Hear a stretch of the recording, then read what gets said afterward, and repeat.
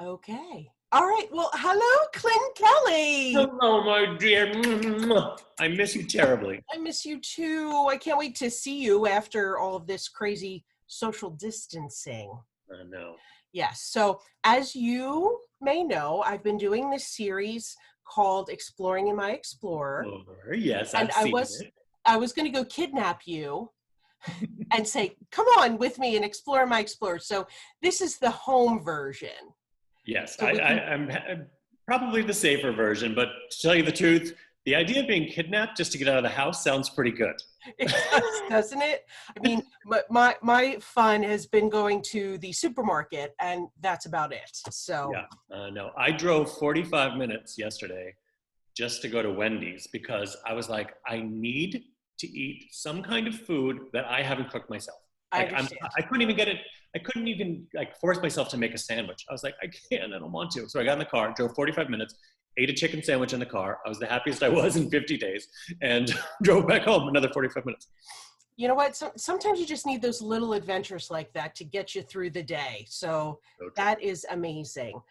So thank you for taking the time to do this. I don't know if you realize, but we've known each other for over 12 years. No way. Yes. And I have proof. No! Get out of here! That was from when you came to the Philadelphia area and did fashion shows for Macy's. Yes. And Yes. Back in the day. so I pulled that out today and I was like, 2008. Oh, holy moly. And we got So along from the start. we Right? did. We just met each other. You were modeling, and I was coming in. I was doing some styling, and I was doing these like live fashion seminars in front of big Yes. crowds. And you and I just got along like a house on fire. It's amazing, and I just love seeing you whenever I get the opportunity. I tune in for you on TV. Came to see you at the Chew a couple times. Sure did. Thank So you.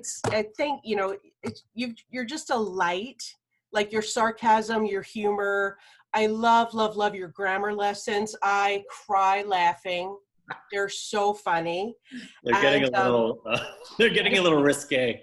of Oh, course, I have your books, two of them anyway. my two favorites. Your two favorites. So I love. And can we talk about this picture for 1 second? I know. Yeah, that's the back cover. Yeah, that's the best picture ever taken of me. Yeah. Wow. Wow. Nice. Nice. Okay. So, Thank God. how are you holding up? How are you guys holding up? Yeah, we're fine.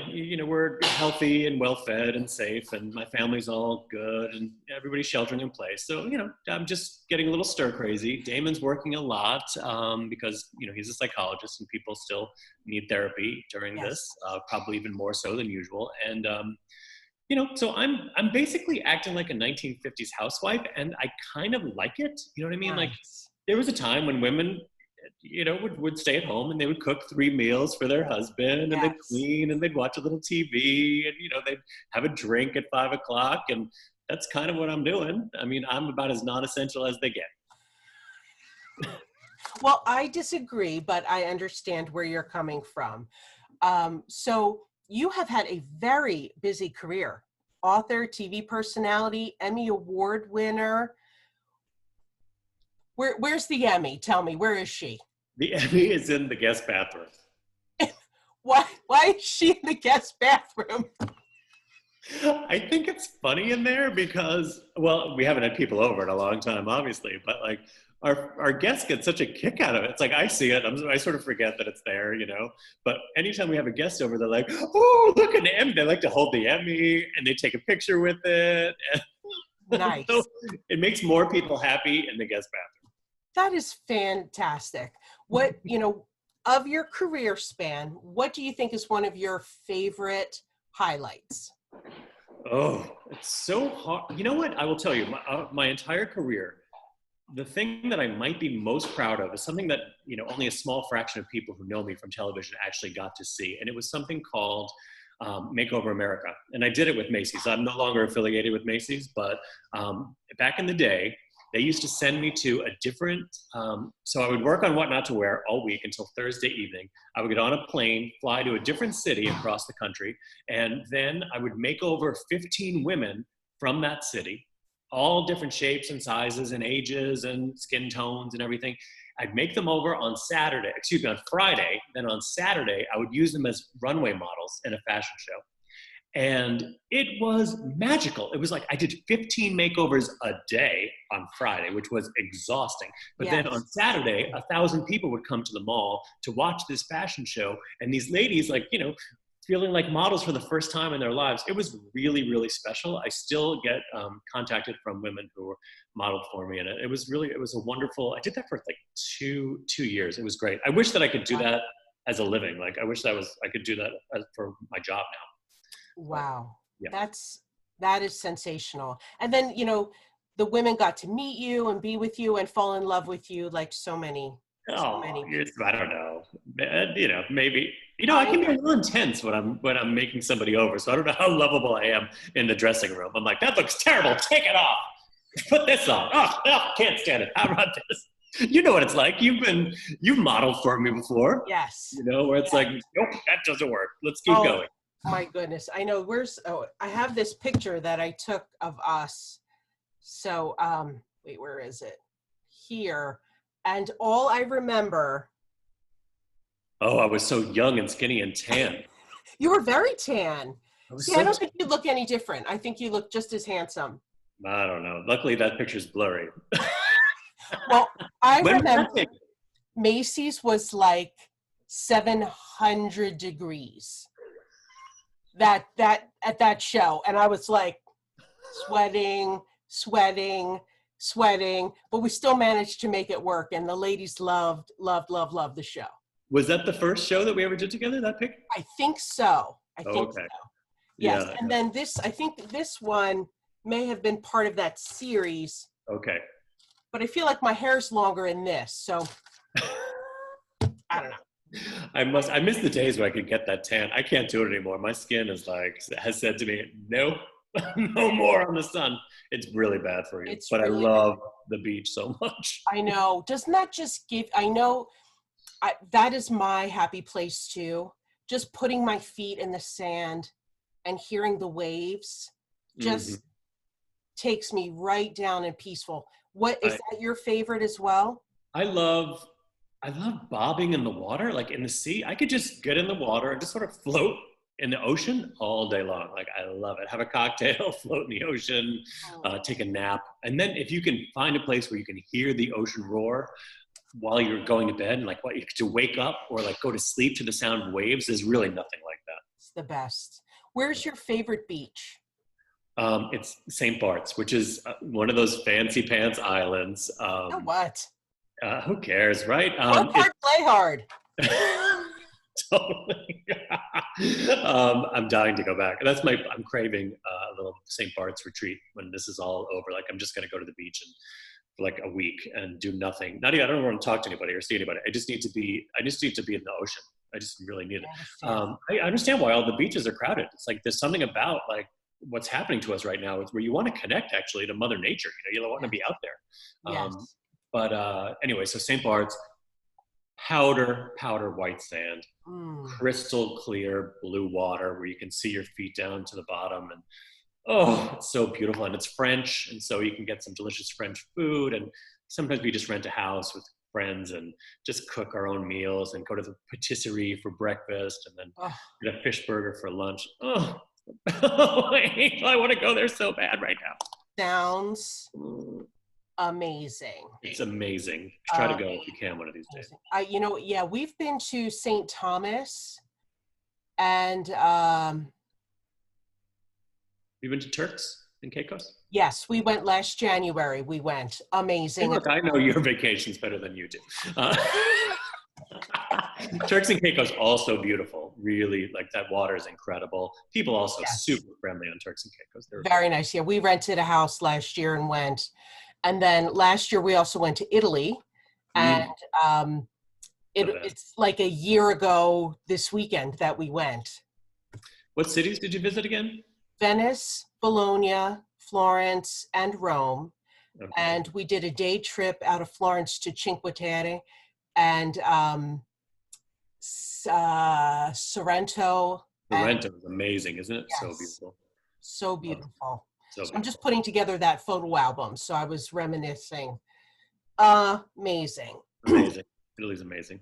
So I was watching I always watch, and I was just watching again, your grammar lessons. All right. What do you think you get asked about the most? Oh, that's a good question. It's definitely, it's your and your, Y-O-U-R versus Y-O-U apostrophe R-E. And you know how that all started? That started from hate mail that I would get. Like Okay. people can be mean on social media, as I'm sure, you know, it's not even celebrities anymore. It's like just everybody Yes. gets bashed by somebody on social media for something, right? And you're Yes. sort of like, okay, whatever, you don't like me, I don't care. But if you're going to criticize me, you're going to have to do it in proper grammar, or else I'm going to come back at you. Okay, all right. So that's the rule I have. Like, you come at me, okay. But if you don't know the difference between your and your, I'm coming back at you, babe. I can't. I can't. I can't. I can't. I love that you find that so amusing. Well, because I think the things that you say Yeah. sometimes, you know, like when people are criticizing me and I'm thinking, you didn't even spell that right, but okay, Right. whatever, you know. And I had somebody on my Instagram yesterday criticize somebody else for spelling something wrong. Like a follower criticized a follower. I didn't have to say a word. That's the best. And it went back and forth, and I was like, Yeah. Sometimes it's like, ooh, you know, like when people attack other people, in my defense, sometimes I get really uncomfortable. I'm like, let's just delete this whole thing. Yes, yes. I've done that too. So I get that.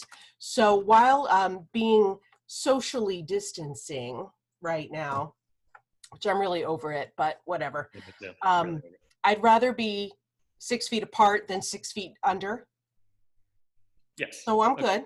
I'm good. Yeah, we're all good. I agree. Let's do what we got to do. We'll get through this. Exactly. Have you learned anything new? Or have you cooked a new dish? Or have you done?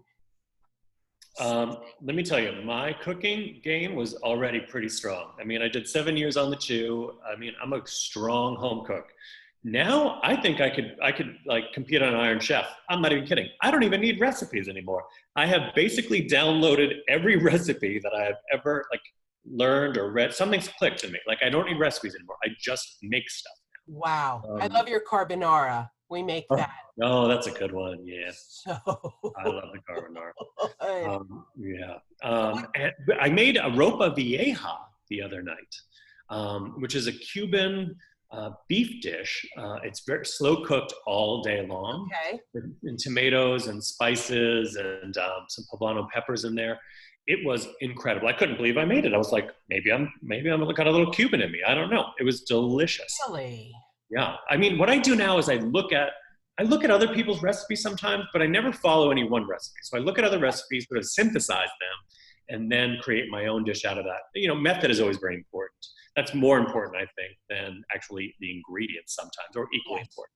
So I sort of, now that I know the methods to just about everything, I sort of just, I'm having fun. I made this week shrimp scampi with orzo. I made chicken and dumplings. I made braised lamb last night. I mean, I'm cooking like crazy. That is fantastic. And what do you do? Go run a marathon every day to stay so slim? Get on the spin bike. That's my Yeah. thing. That's yeah. Yes. So I'm spinning my little face off, my little legs off. Some days I spin and then like I go to bed. I'm like still spinning. I got the restless legs. I'm getting too old for this shit. I understand, honey. Believe me. I'm like, ugh. Every time I go up the stairs and my knees go creak, creak, Oh yeah, creak. yeah. The clickety clack when I get out of bed in the morning. It's like, where is all this noise coming? It's like every single bone, joint, muscle, tendon, they're all like falling into place. Uh-huh. And then it's like, you know, the Evolution of Man poster. You ever see that? Like for the ape to the Yes. standing. That's Yeah. what it's like to get out of bed. It's like I start out all hunched over, by the time I get to the bedroom door, I'm standing up straight. One of my favorite things is getting into bed at night. And I'm like, oh, this feels so good. Right? Oh my God. Are you making your bed every day? I got a question for you. Do you do that kind of thing where you're like, I'm going to create a routine of making my bed and blah, blah, blah. I do. It's not perfect because I'm just not good at that. No matter how much I try, I cannot get the crisp tuck and everything. I just can't. So it's neatly done, straightened, and then the comforter is placed. So I have done that. Yeah, just if you adopt like the shabby chic vibe, then you don't really have to get everything perfectly tucked, you know. Yes. But I agree. I think it's been important for me to like make the bed every day because A, if it's made, you're less likely to get back into it, you know. True. And B, there's something about like sliding into a made bed at night that feels really good. You're like, I earned this, even though I didn't most days. It's like, I know my husband always loves it when I change the sheets and put fresh sheets on. He loves that. I love it too. yeah. So, you know, it's a good habit. I still try to get into doing that because, you know, he goes to work every day, but I'm at home and sometimes I feel like he thinks I don't do anything, but I've been working a ton, you know, and then he comes home and he like, is like, what did you do all day? And I'm like, you're lucky I don't punch you in the throat right now. And then he goes, no, I don't mean that. I know you work hard. I'm like, okay. He's just curious. He's making conversation. Here I am defending him. I don't know. You would love him and he would love you. So. I can't believe I haven't met him yet. I know. We need to remedy that once this is over. Agreed. Yes. So, well, thank you so much, my friend. I know you're off and running because you have a live post to do later. Yes, I'm going to be on Instagram. I thank you so my much. You'll have to watch it because I do a dirty grammar section every time. Oh, I watched it last week. I'll be tuning in again. Don't you worry. And happy May Day. Happy, oh yes, it is May Day. May Day. It's gonna be May. I love NSYNC. I know. I saw that somebody else said that today. I was like, what is that? I don't know. And they were like, NSYNC done. Now, so now I'm like, oh yeah, okay. I got it. I got it. Well, you take care, my love, and I will hopefully see you soon.